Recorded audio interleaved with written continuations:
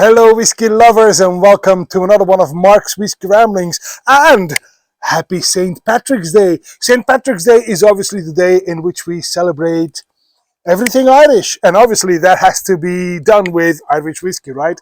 So not one but two Irish whiskies we'll be trying today, and both of them are in similar library. As you can see, they are bottled by the Nectar of the Daily Drams, which is probably Belgium's most important importer. Let me put it that way. Yeah, that's about right.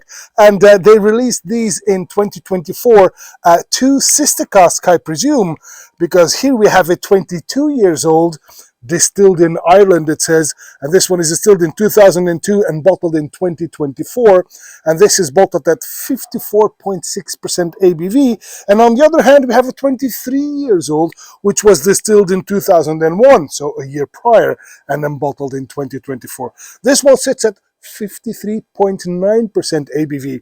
So, sister casks, although, well, there's a year of distillation between them. Let me pour this one first. This is the one we're going to try first. This is the 22 years old, which is, as I said, they're both single casks, by the way.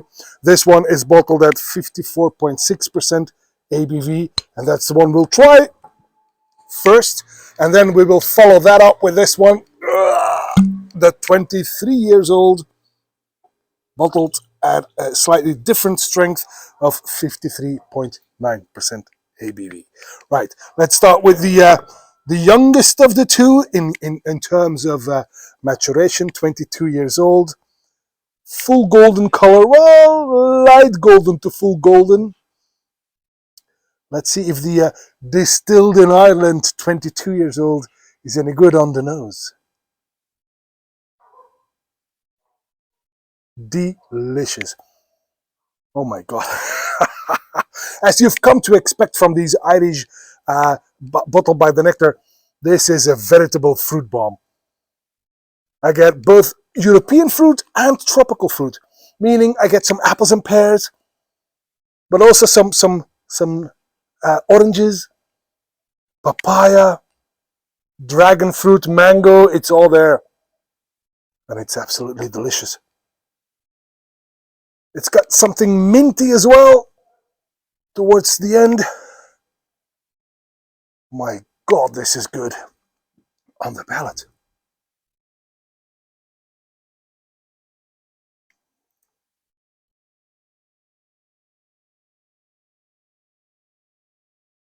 Creamy, loads of fruit, a bit of honey in there. Oh my God, this is so good. This is a tropical fruit bomb. It's got all the tropical fruits that you can imagine. It's got the papaya comes back, the mango comes back, the dragon fruit comes back. Dragon fruit, that I'm not sure if you're familiar with that. It tastes a bit like melon, I think is the right word. Yeah. Oranges are there. It's quite creamy. That minty, touchy there at the end is, which gives it a bit of a lift, if you know what I mean. Oh, what a stunningly beautiful whiskey this is on the finish.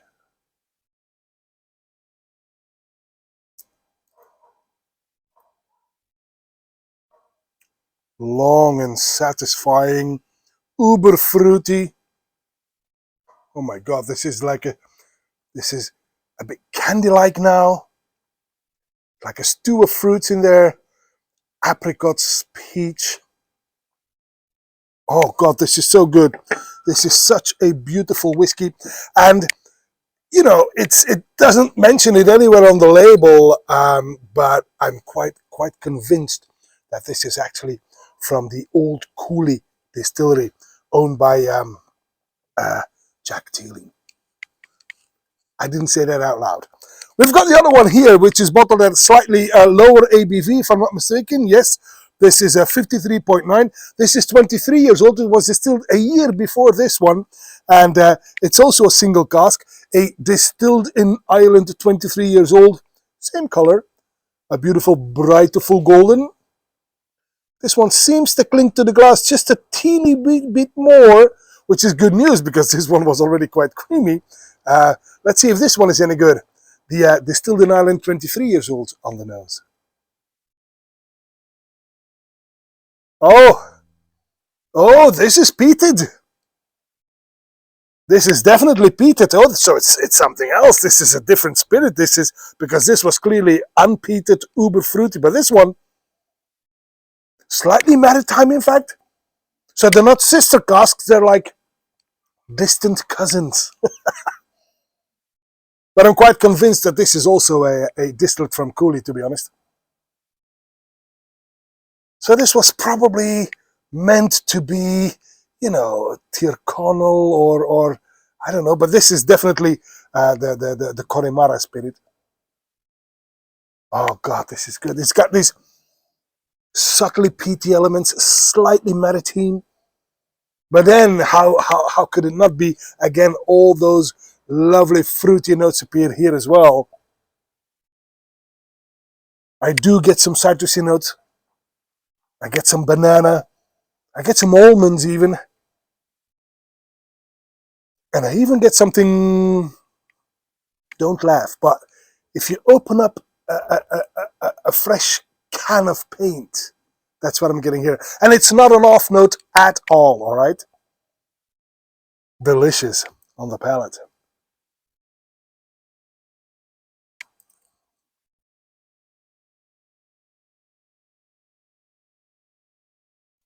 Oh, that's beautifully balanced. You get the peaty notes on the one hand, which is quite dominant now and much more outspoken than it was on the nose. The peat is it's not in your face, and it's definitely not medicinal like you get from Isla. This is no Lefroy or Ardbeg, mind you. This is Irish peat. It's soft and it's delicate and it's slightly maritime, but it does allow the fruit to shine. Again, I get some banana, I get some citrus fruits, I get some freshly cut grass, some hay notes in there, and then a bit of spiciness from the wood. This is quite lovely and very different, but nevertheless, this is also quite fruity, in fact, on the finish.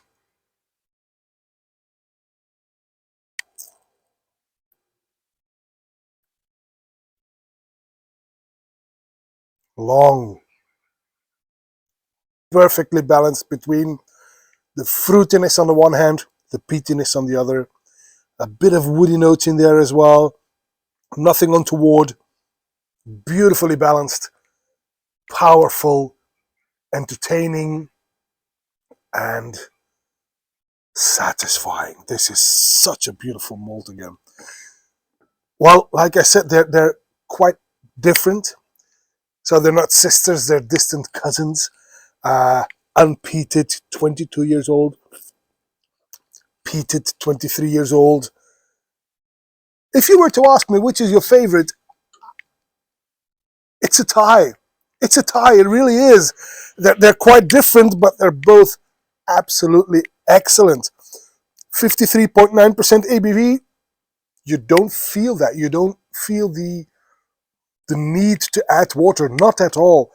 54.6% ABV, same story. I don't need to add water to this at all.